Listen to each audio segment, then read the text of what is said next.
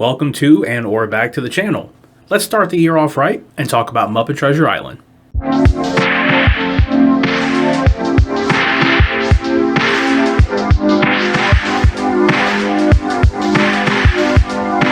Musical styles are still a very important form of communication for our young people.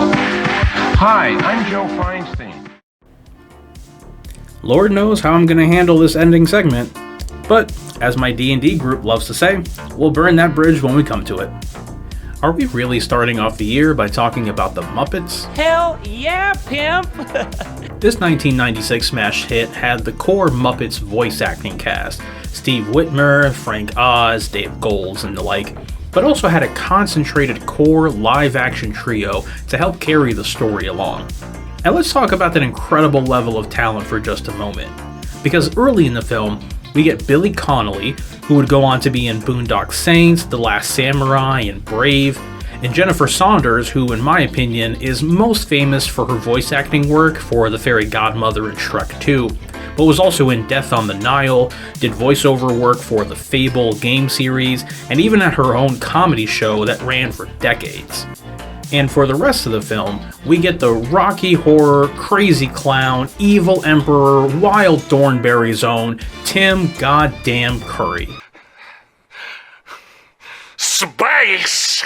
Also, yes, I know I left out the actor who plays Jim when I mentioned incredible talent, but that's because A, this was Kevin Bishop's first big production, and despite being the main character, he wasn't really given a lot to do but sing and get kidnapped. And B, I have neither seen nor heard any of the other projects he's done over the years, so honestly I can't really judge one way or the other. But hey, he's here, and if you do recognize him, good on you. Additionally, if we're going to talk about incredible talent, let's mention the small detail that this film was scored by the one and only Hans Zimmer, who on top of the literal mountain of work he's credited for, would also go on to bring this exact tone and vibe to the Pirates of the Caribbean series. Now, this is a story that has been adapted and retold many times, but much like with other stories that fit the same description, the Muppets take it and add their own unique charm that really makes that story shine. Things like adding Statler and Waldorf to the front of the ship as figureheads, or having the group of rats on the cruise act as a hilarious fourth wall break throughout the film, or even the musical numbers themselves. Sure, we get a lot of silly songs, but we also get some really sincere ones from Jim and Long John, as well as an absolutely sweet duet with Kermit and Miss Piggy that are well written and give us a full insight to what the characters are feeling at the time.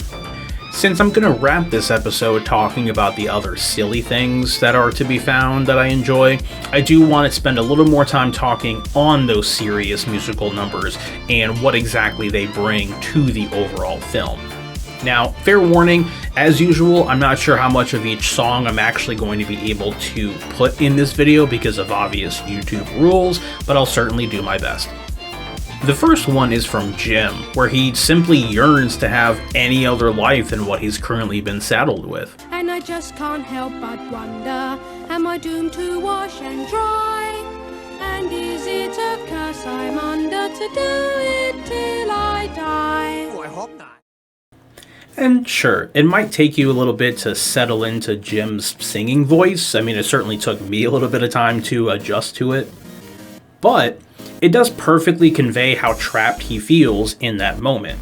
And along with the Muppets there to provide the supporting vocals for the track, it really does make a solid addition to the overall soundtrack.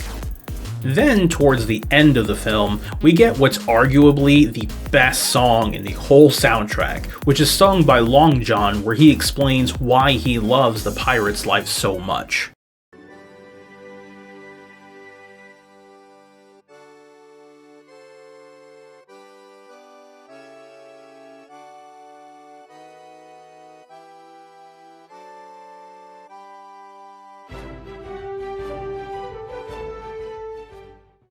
And when you take a moment to really think about the point he's making, it actually gives you a lot of insight to the mindset of people who decided to become pirates.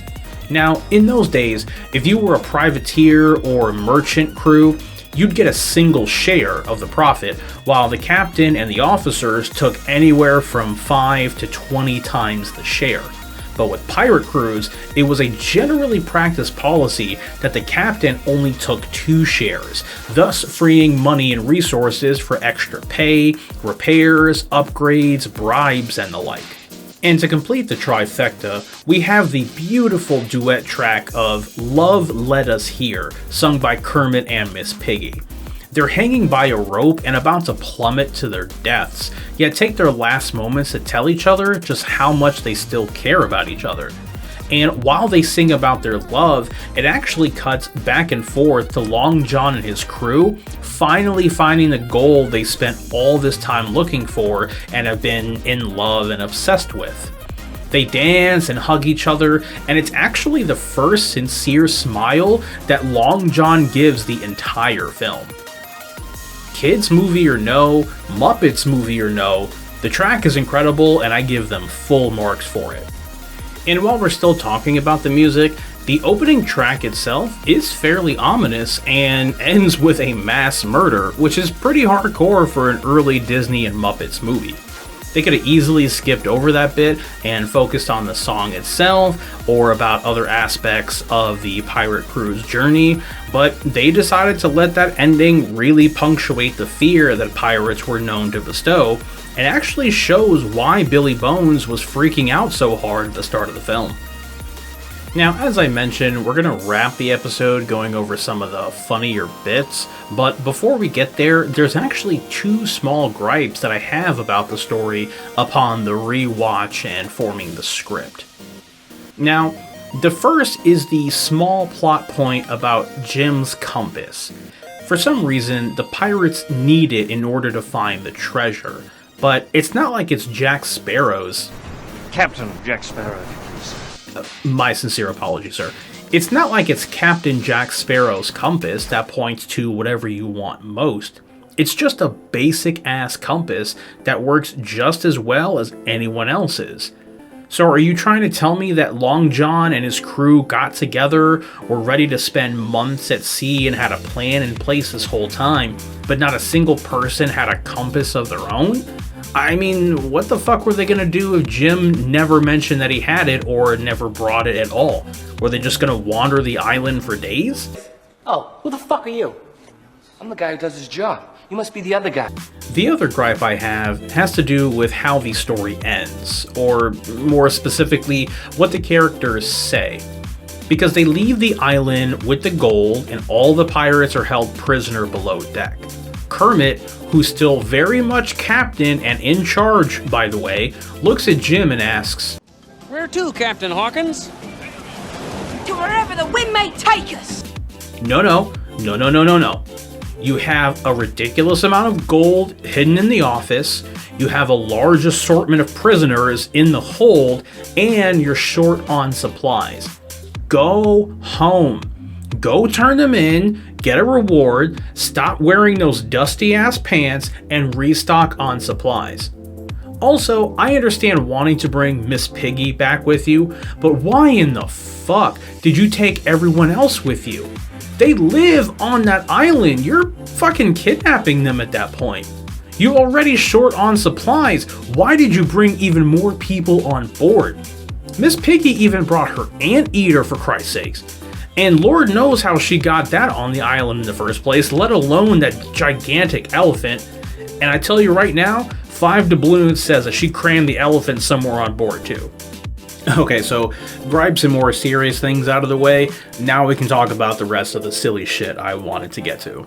Now, I could easily name every bit and just sit here all day listing them off, but as usual, I highly encourage you to take some time out of your day or week and watch these films for yourself, so I just want to focus on some of the particular bits that I love the most. First up is the way Kermit utterly flips out about seeing how bad his crew is. For comparison, here's a quick clip from Treasure Planet. They're... how did I describe them out? A ludicrous parcel of driveling galoots, ma'am. There you go. poetry. Now, let's see how eloquent our Emerald Captain is by comparison. Who hired this crew? This is undoubtedly the seediest bunch of cutthroats, villains, and scoundrels I have ever seen, so who hired them? You gotta love it. Speaking of Kermit, I can't tell if his eyesight is getting worse or if he was actually trying to burn Jim. Because despite claiming to know Jim's father, Kermit boards the ship and asks, Which one of you is Hawkins? I am, sir. "My brother in Christ, there are 3 people standing there and only one is human. So either you're going blind or you're saying that his dad was a giant man whore and any one of these 3 could have been his odd-looking offspring." There is also that small gag they throw in, which fucking gets me every single time. Roll call! Dead Tom! Aye, aye. Dead Tom's dead.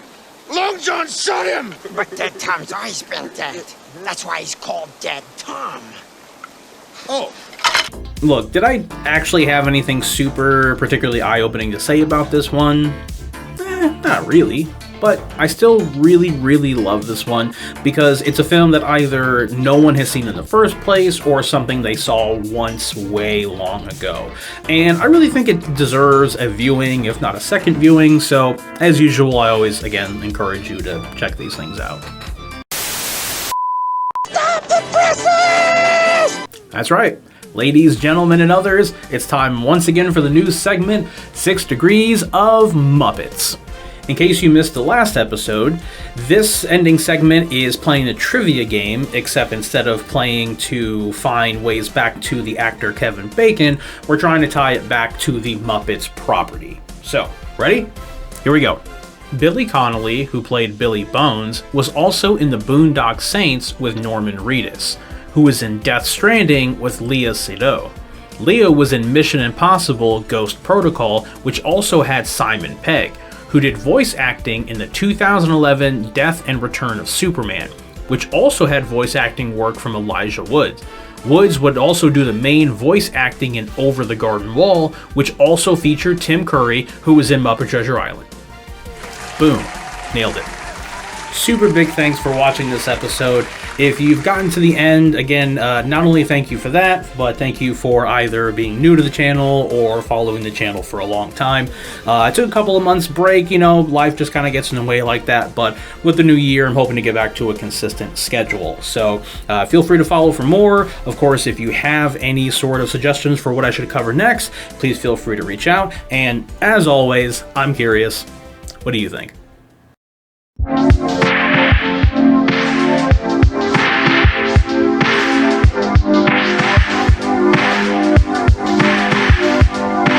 Musical styles are still a very important form of communication for our young people.